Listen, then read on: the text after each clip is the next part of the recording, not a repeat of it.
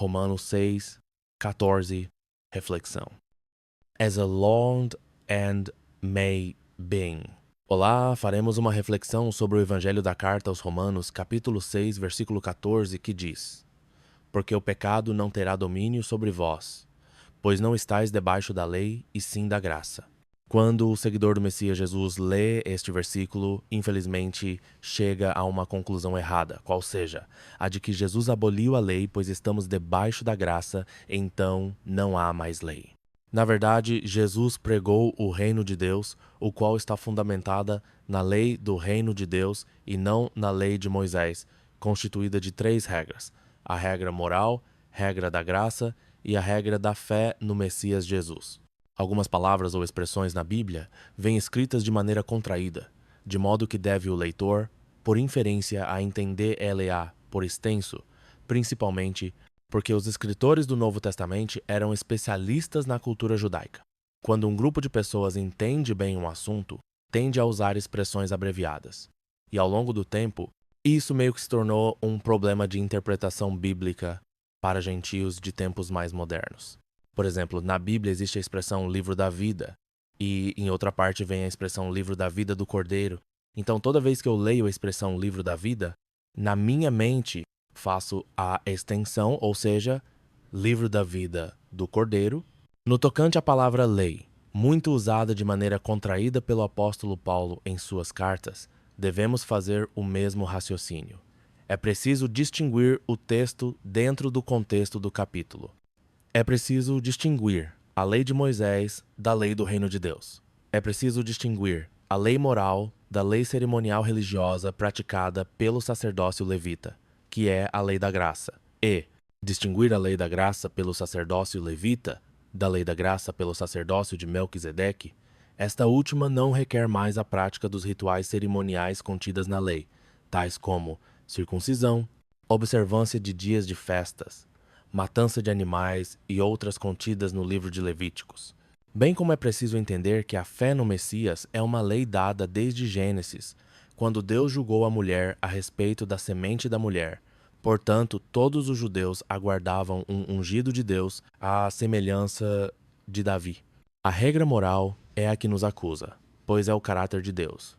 A regra da graça é a que nos perdoa. E a regra da fé no Messias é a que nos mantém vivos, pois é pela capacidade de ter sido, ser e será santo do nosso líder Jesus que o projeto humanidade não foi eliminado, conforme Deus quase o fez no dilúvio de água em Gênesis, ocasião na qual a antiga serpente era o príncipe do mundo, mas devido à lealdade de Noé, um tipo de Messias Jesus, Deus não exterminou de vez a humanidade. No capítulo 6 de Romanos, o apóstolo Paulo inicia o capítulo com uma pergunta: Que diremos, portanto? Permaneceremos no pecado para que seja a graça mais abundante? Logo em seguida, ele mesmo deu a resposta: De modo nenhum!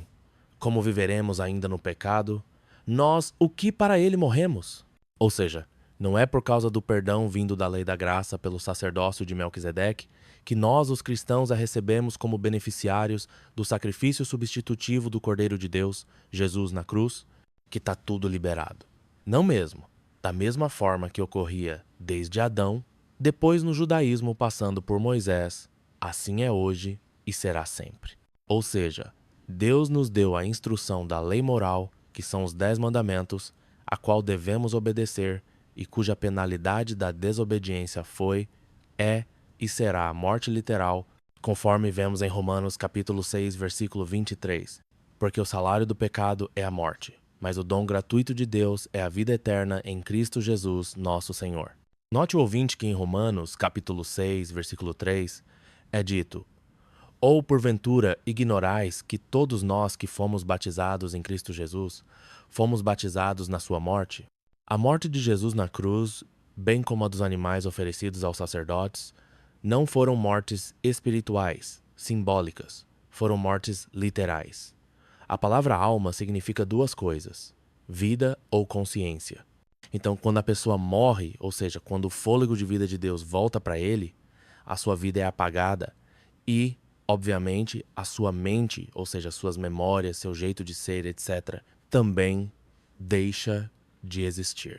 Basicamente, a Bíblia fala de vida e morte desde Gênesis até o Apocalipse. Em Eclesiastes capítulo 3, versículos 19 até o versículo 20, é dito: porque o que sucede aos filhos dos homens, sucede aos animais. O mesmo lhe sucede. Como morre um, assim morre o outro, todos têm o mesmo fôlego de vida, e nenhuma vantagem tem o homem sobre os animais. Porque tudo é vaidade.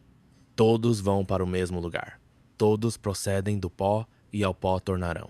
Perceba o ouvinte que no versículo 21, o versículo seguinte, o autor faz uma pergunta irônica, pois a resposta já foi dada nos versículos 19 e 20. Pois ele questiona se o fôlego de vida dos filhos dos homens vai para um lugar diferente da do fôlego de vida dos animais irracionais. Ora, ele mesmo respondeu: vão para o mesmo lugar, ou seja, para o doador de vida, que é Deus. É importante distinguir alma de fôlego de vida. Alma é vida humana, corpo e mente juntas, holisticamente. Fôlego de vida é uma manifestação espiritual de Deus. Só Ele e Jesus têm vida em si mesmo. Em Gênesis capítulo 2, versículo 7, é dito que Deus, ao formar o ser humano do pó da terra, após dar-lhe o fôlego de vida, o mesmo não passou a ter uma alma, mas a ser alma, isto é, corpo e consciência. Lembre-se que o grande profeta Ezequiel foi chamado por Deus de homem mortal várias vezes na Bíblia.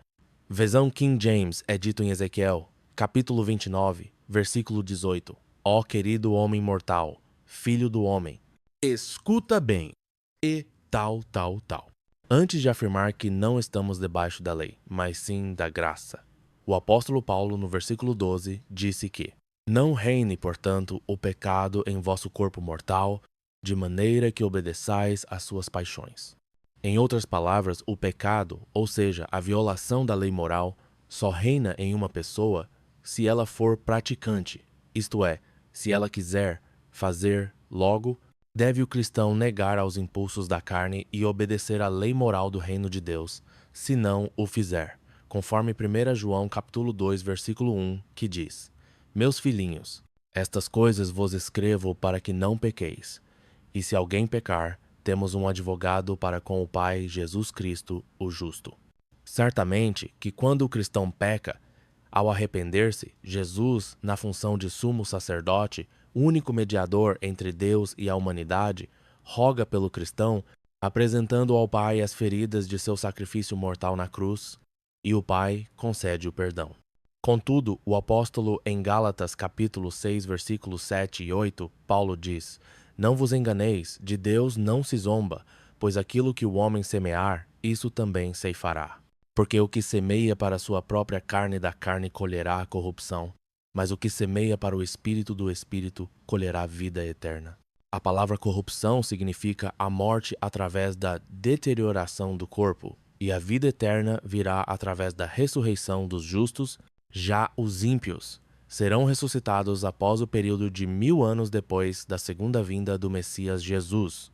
Então, viverão algum tempo aqui na terra. Após Jesus vem, julga-os, tortura-lhes na terra desolada e mata-os em bolsões de fogo. A leitura bíblica deve ser feita na linha do tempo, sendo os marcos temporais mais importantes: o tempo da semana da criação, o tempo do primeiro julgamento e Gênesis capítulo 3, o tempo da primeira, e que devia ter sido única vinda do Messias Jesus. O tempo presente da igreja cristã, em que a antiga serpente reina de maneira pirata, usurpador dos poderes políticos desta terra, e, ao mesmo tempo, o Rei legítimo e sumo sacerdote Jesus coordena os trabalhos de resgate de almas através da igreja cristã. O tempo da segunda vinda de Jesus, na qual haverá a ressurreição apenas dos justos, bem como daqueles que o condenaram para serem humilhados. E o tempo da última vinda de Jesus, quando ocorrerá a punição de morte dos ímpios. Após, haverá a renovação da terra. E por fim, o perfeito cumprimento das profecias com o reinado do Messias sobre a terra, com os salvos para sempre e sempre. Os salvos não ficarão a eternidade no céu, mas na terra, pois aquilo que Deus pensou se sucederá. E Deus planejou desde o princípio. O Gênesis, fazer da terra morada dos seres humanos.